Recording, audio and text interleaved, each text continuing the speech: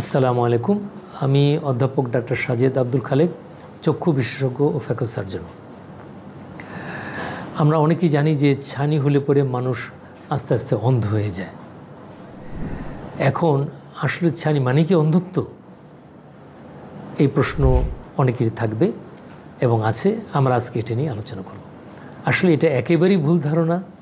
ছানি হলে চোখ অন্ধ হয় একথা সত্য হলেও ছানি মানেই অন্ধত্ব না। তার কারণ হলো যে ছানি একটা অত্যন্ত সাধারণ একটা রোগ। এটা বয়সের কারণে শুধু আমাদের দেশে না, সারা পৃথিবীর যত মানুষ আছে প্রত্যেক মানুষেরই বয়স হলে পরে ছানি পড়বে কম বেশি, এবং একসময় তার চোখে সে কম দেখতে থাকবে, একথা সত্য। কিন্তু তার মানে সে সারা পৃথিবীর সব ছানি আক্রান্ত রোগী অন্ধ হয়ে যাচ্ছে, ব্যাপারটা কিন্তু আসলে তা না।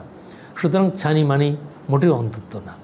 যদি সঠিক সময়ে যখন চোখে ঝাপসা দেখা শুরু হবে বয়সের কারণে, তখনই যদি আমরা রোগীদেরকে পরামর্শ দিতে পারি বা তাদেরকে যদি আপনারা বলতে পারেন এরকম সামাজিক গণমাধ্যমে দিয়ে যে ছানি মানে অন্তত না, এবং ছানির চিকিৎসা খুবই সহজ, এবং সময় মতো যদি চিকিৎসকের পরামর্শ নেওয়া হয় তাহলে এটা অন্ধত্ব নিবারণ করা 100%ই সম্ভব।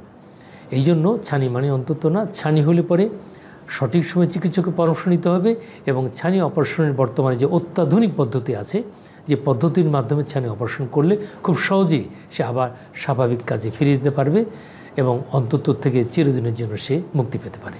সুতরাং এই অন্তত্বের চিন্তা না করে বরং আমরা এটাই চিন্তা করি যে ছানি হলে পরে আমরা এটাকে সঠিক সময়ে চিকিৎসা করব এবং ছানি অপারেশন করার জন্য চিকিৎসকের পরামর্শ নিব, তাহলেই অন্ধত্ব নিবারণ করা সম্ভব হবে।